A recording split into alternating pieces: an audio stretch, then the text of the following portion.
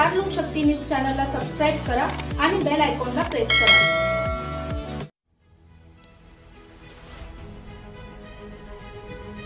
गंजमाळ परिसरात मास्टर मॉलला आग।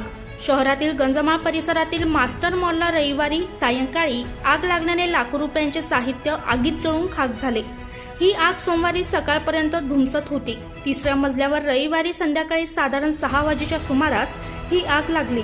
रविवार असल्यामुळे बंद असलेल्या मॉलच्या तिसऱ्या मजल्यावरून धूर निघायला सुरुवात झाल्यानंतर लोकांनी त्वरित पोलिसांसह महापालिकेच्या अग्निशामक दलाला फोन केला।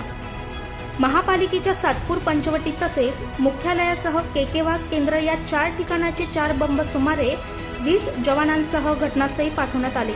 अधीक्षक अग्निशामक दल राजेंद्र बैरागी यांच्या नेतृत्वाखाली होडे, लासुरे आदी आग विझवण्यासाठी प्रयत्न केले। धूर खूप जास्त असल्यामुळे तसेच बंबाला पोहोचवण्यासाठी मार्ग नसल्यामुळे आग आटोक्यात आणण्यासाठी मोठ्या प्रमाणावर अडचणी येत असल्याचे प्रशासनाच्या वतीने सांगण्यात आले आहे।